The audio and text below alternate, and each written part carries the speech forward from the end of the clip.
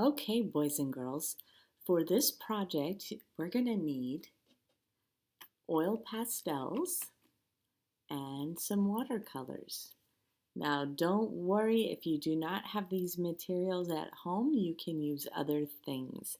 You can use colored pencils, you can use crayons, you can use, if you have paint, regular paint, so you can use paint, up to you. Just whatever you have available, all right? And you'll also need another large piece of white paper. Um, and have it be thick enough so that it can receive the wet paint of the watercolor. But if you're using dry materials, just any piece of copy paper will do, all right? So what we're going to do first is we're going to create 6 boxes on our white piece of paper. And what you can do this many ways, but how I got mine was I just folded my paper in half, just like that. And then I opened it up and I folded both ends to the middle, okay? So I'm folding this side to the middle, opening it up, and then folding the other side to that line I just made, okay? So I end up with 6 sections. I don't know if you can see that.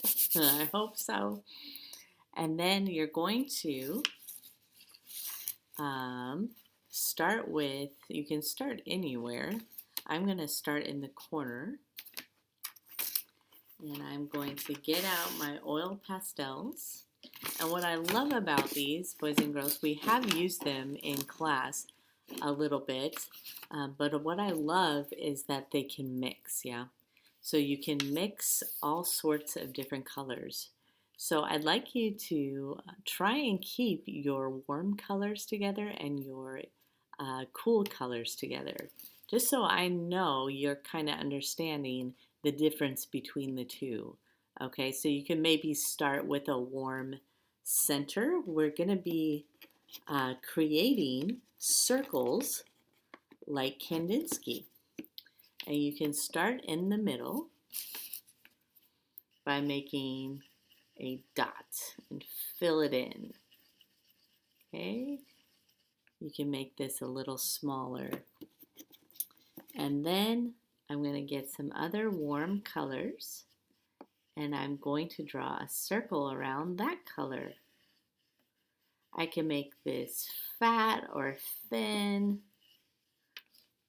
up to you, and I could smear it with my finger as I go.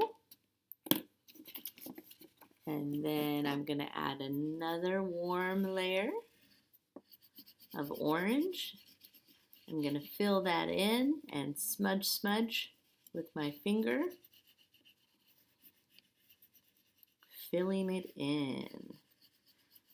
It's kind of looking like a bullseye or a target, yeah? Okay, and then now I think I will switch to some cool colors. Does anyone remember what the cool colors are? Let's start with a green.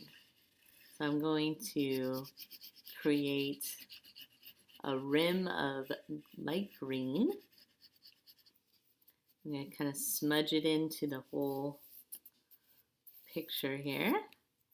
And then I'm going to use another cool color, my favorite. I'm going to add a layer of blue. And boys and girls, you know what's fun? And to make it even more Kandinsky-like is that you can put different kinds of music in the background and color the colors you feel. So if I was listening to maybe something upbeat and happy, maybe these colors would match. But you could listen to a variety of music as you do this project. And that'll really get you in the spirit of Kandinsky. Okay? So once I'm done with that, what I can do is add a background using my watercolors. So simply choose a color and paint that in the background. So I think I'm going to keep going with my cool colors and add some purple watercolor for my background. Boys and girls, watercolor and oil pastel are such a fun combination because they don't really like each other, but I love putting them together. They want to push away from each other because there's so much oil in the oil pastel, and watercolor is, of course, just water. So you can color right over your circles with the watercolor paint, and it creates a really cool effect. It creates even more texture. Okay, so you're just gonna go from square to square doing the same thing, but the color combinations are up to you. What you do in the background is up to you. If you want to let that dry and then do a little bit of design with a Sharpie in the background, you can. If you want to somehow change up the organization of the circles on the paper, you may do that. Be as creative as you'd like with it. What I'm looking to see is that you're understanding the style of Kandinsky and warm and cool colors. All right? I look forward to seeing your work and have a great day. Enjoy this project. All right, bye-bye.